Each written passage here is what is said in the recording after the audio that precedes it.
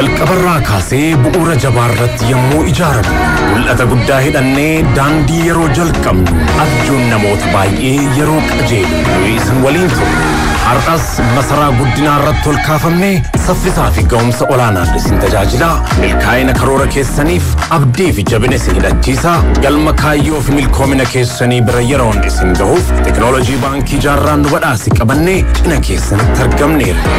Yeroo oomishtan, yeroo daldaltan, yeroo ijaartan, yeroo imaltan, yeroo bittanii fi qusattan nuti yeroo hunda isin waliin jirra. Baankii Siinqee tokkummaan gara milkaa'inaatti. Keenya jalqabaatinis hojiin tajaajila lammummaa hojii boruu biyya ittiin ijaaruudhaa jira ministeera muummee ittaanaa obbo Tamasgeen Xiruunee. Sochiin hojii tajaajila lammummaa gannaa Finfinneetti bakka hooggantoonni mootummaa olaanoon argamanitti ifoomera. Sochiin kunis mata duree gaarummaa fi waloominni ol ka'iinsa Itoophiyaaf jedhuun jalqabameera.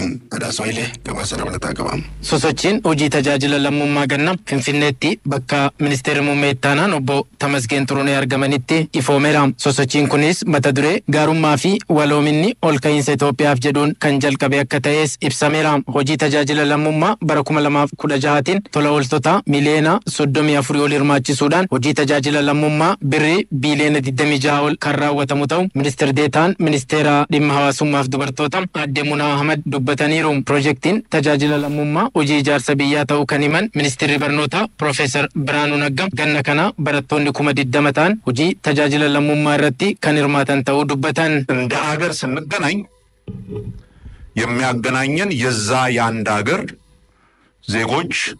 ዜጎች በመሆናችን ደግሞ የዛ ሀገር መብትም ግዴታዎችም ተጋሪ መሆናችንን ለማስረገጥ tajaajila lammummaa irratti lammiileen hedduun hirmaatu. Yeroo hirmaatan immoo dirqamaa fi mirga akka lammiitti qaban sirriitti baratu. Piroojeektiin kun piroojeektii ijaarsa biyyaa akka ta'etti ilaali. Barattoonni dhaabbilee barnootaa olaanoo 20 ta'an tajaajila lammummaa ganna kanarratti ni hirmaatu. Hirmaannaa kanaanis barnoota idileetiin cinaatti aadaa fi safuu hawaasa Itoophiyaa ni baru. Ministeerri nageenyaa obbo Binnaal Faandu'aalam biyya jabduu ijaaruudhaaf fedhii qabnu karaa tajaajila lammummaa kanaan raawwachuu dandeenya jedhan. ለሀገር ግንባታ ነው ይሄ ፕሮግራም በዋናነት ዓላማ አድርጎ የተነሳው ሲባል የሀገር ግንባታ ስራ በመሰረታዊነት በሶስት ምሰሶዎች ላይ የቆመ ነው።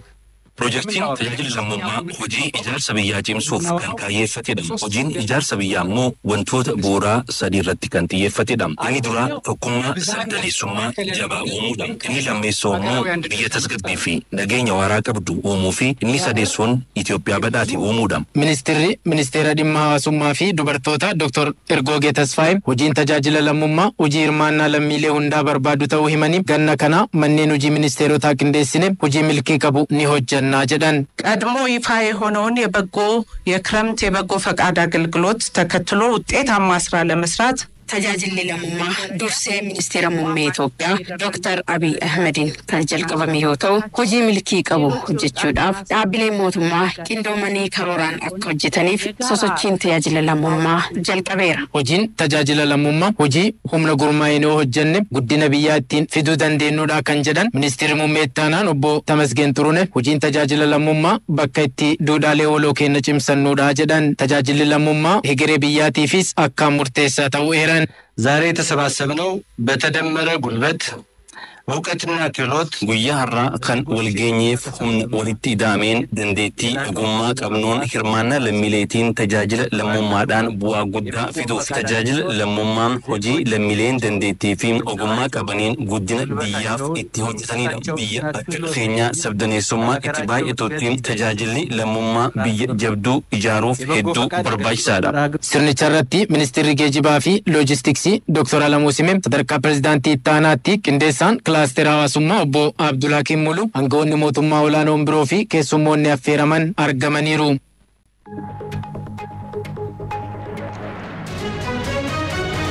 Naannoo Oromiyaatti uummanni wal bu'aa gaarii argamsiisaa jiraachuu pireezidaantii ittaanaa mootummaa naannoo Oromiyaa obbo Abdii himaniiru.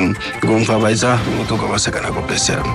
Karoora guddina biyyaa milkeessuun baajata mootummaa fi tumsa qaamolee muraasaatiin qofaa kan hin danda'amne ta'uu dursee kan adda baasee mootummaan naannoo Oromiyaa humnoota waloo hundeessuun labsiin raggaasisee inisheetiiviiwwaniin dabaalee bu'aan gaariin argamaa jiraachuun pirezidaantiin itti aanaa mootummaa naannoo Oromiyaa obbo Awwaluu Abdii himan. Humnoota waloo cafee Oromiyaatiin ragga'uun hojiirra oolaa jiran kunneenis misooma waloof tajaajila lammummaa, haqa waloof mana murtii aadaa, nageenya waloof gaachana sirnaa fi rakkoo hawaasummaa waloof buusaa gonofaati. Humnoota waloo kanaanis galmoonni gurguddoon akka biyyaa fi naannoo Oromiyaatti qabaman hojjetamuun faayidaa uummataa dhugoomsaa jiraachuu bara baajataa 2016 hojii tajaajila lammummaatiin qarshiin biliyoonni 100 olitti tilmaamamu hawaasarraa walitti qabamuun manneen barnootaa bu'uura boruu, manneen harka qalleeyyii ijaaruu fi suphuu fi biqiltuu ashaaraa magariisaa gosa adda addaa dhaabamuun bu'aa hojii tajaajila lammummaatiin argame olaanaa ta'uu eeraniiru. Humna waloo kana bakka afuritti qoonnee Oromiyaa irratti ilaaluu dandeenya. Tokko kenna tajaajila lammummaati. Kenna tajaajila lammummaatiin qaata barabaranaa qofa gara biiliyoona 110 olii karoorfannee hanga ammaatitti gara biiliyoona 100 fi sanaa olitti kan tilmaamamu akaakuun maallaqaan humnaan hawaasni keenya bahee hojiilee garaagaraa hojjetee jira. Manneen barnoota jennu kun humna ummataatiin hojjetamu.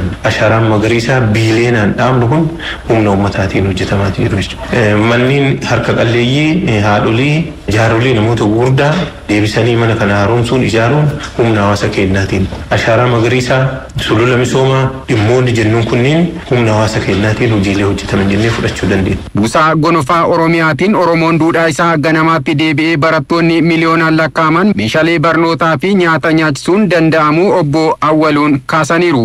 Barattoota miliyoona 3 ol ta'aniif deeggarsa uffataa ta'uu, kitaabaa ta'uu, waan ittiin barreessanaa ta'uu kun humna uummata keenyaan hojii hojjetamedha. Nyaata barataa miliyoona 7.5 ol karoorfanne kana keessaa immoo miliyoonni 5 kan nyaachifne kun humna hawaasa keenyaatiin. Kanaaf humna waloo kenna buusaa gonofaatiin achi jalatti miseensummaan ijaaramanii buusii buusanii hojiin hawaasni keenya hojjetaa jiru raajiidhannee fudhachuu dandeenya jechuudha. Humna walootiin nageenya waloo mirkanaa'ee qabaachuun guddina siyaas-dinagdee fi hawaasummaa biyya tokkoof murteessaa ta'uun hubatamee hojii hojjetameen uummanni gaachana sirnaan naannoo isaa eeggachaa hojii misoomaa fi ijaarsa sirna jabaa uummataaf ta'u ijaaree bu'aa buusaa jira. Kun gaachana sirnaatiin hojii hojjetamudha. Hawaasni keenya sirna ofii kana eeggachuuf gaachana sirnaatiin ijaaramee leenji'ee gurmaa'ee hawaasa uffaan hir'isee hojiin hojjechaa jiru.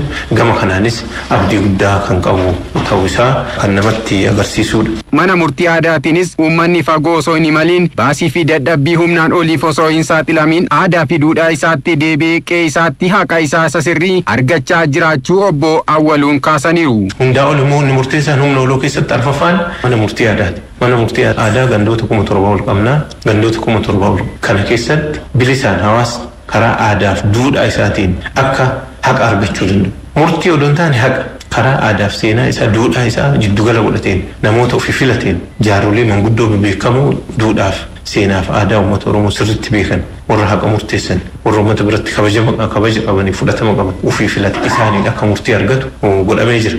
Karaa kanaanis galmee yoo xiqqaate 300,400 ta'an waggaatti ilaalama murtii argachaa kan waggaa 10 waggaa 15 20 mana murtii keessa gangalachaa turan as keessatti murtii haqaa argachaa dhufaa jiran jechuudha.